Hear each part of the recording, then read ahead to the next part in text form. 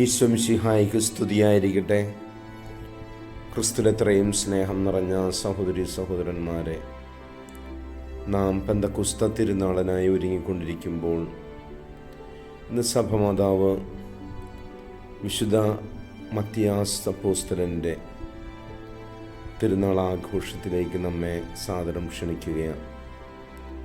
ഈശോയുടെ ഉത്ഥാനാനന്തരം പരിശുദ്ധാത്മാവിൻ്റെ കൃപാവരം സ്വീകരിച്ചവർ, നഷ്ടപ്പെട്ടു പോയ യൂദാസ് കറിയോത്തായിക്ക് പകരമായി മത്തിയാസ് അപ്പോസ്തലനെ തിരഞ്ഞെടുക്കുമ്പോൾ ഇന്നിൻ്റെ സുവിശേഷ ഭാഗം യോഹന്നാൻ്റെ വിശുദ്ധ സുവിശേഷം 15-ാം അധ്യായം 17 മുതലുള്ള തിരുവചനങ്ങളിലൂടെ നാം ശ്രവിക്കുമ്പോൾ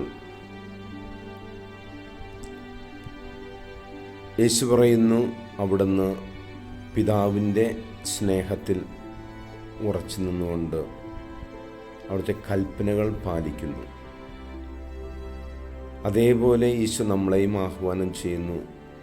യേശുവിൻ്റെ സ്നേഹത്തിൽ നമ്മൾ ഉറച്ചു നിന്നുകൊണ്ട് അവിടുത്തെ കൽപ്പനകൾ പാലിക്കുമ്പോൾ നാം ദൈവത്തിലാണ് ജീവിക്കുന്നത് എന്ന്. തീർച്ചയായിട്ടും പ്രിയമുള്ള സഹോദരങ്ങളെ, പരിശുദ്ധാത്മാവാണ് നമുക്ക് ഈ പ്രത്യേകമായിട്ടുള്ള കൃപാവരം നമുക്ക് നൽകുന്നത്. പിതാവിൻ്റെ സ്നേഹത്തിൽ നിലനിൽക്കുന്നു.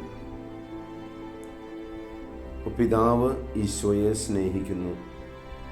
ഈശോ പിതാവിൻ്റെ കൽപ്പനകൾ പാലിച്ച് അവിടുത്തെ സ്നേഹത്തിൽ നിൽക്കുന്നു.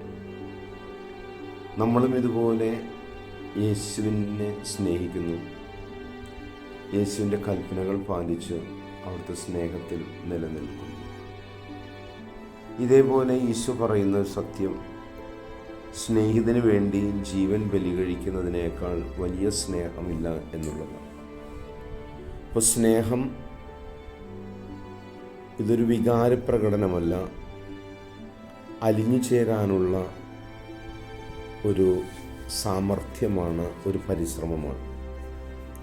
പിതാവിൽ നിന്ന് പുറപ്പെട്ട ഈശോ, പിതാവിനോട് കൂടി ആയിരിക്കുന്ന ഈശോ, ആ തനിമ തന്നെ നമുക്ക് ഓരോരുത്തർക്കും നൽകുവാനായിട്ട്, യേശു പിതാവിനോട് ഒന്നായിരിക്കുന്നത് പോലുള്ള തനിമ നമ്മളും യേശുവിനോട് ഒന്നായിരുന്നുകൊണ്ട്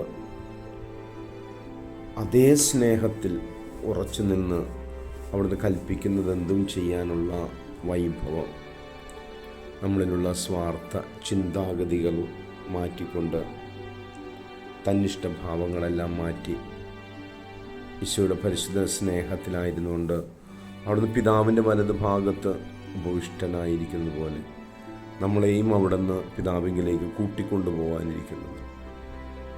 ആകയാൽ ദൈവത്തിൻ്റെ വിധി പ്രസ്താവത്തിന് മുമ്പിൽ നിഷ്കളങ്കരായി നിർമ്മല മാനസരായി നിലകൊള്ളാനുള്ള വൈഭവത്തിന് വേണ്ടി, കൃപാവരത്തിന് വേണ്ടി പരിശുദ്ധാരൂപി നമുക്ക് പ്രാർത്ഥിക്കാം. ദൈവം നിങ്ങളെ അനുഗ്രഹിക്കട്ടെ. ആമേൻ.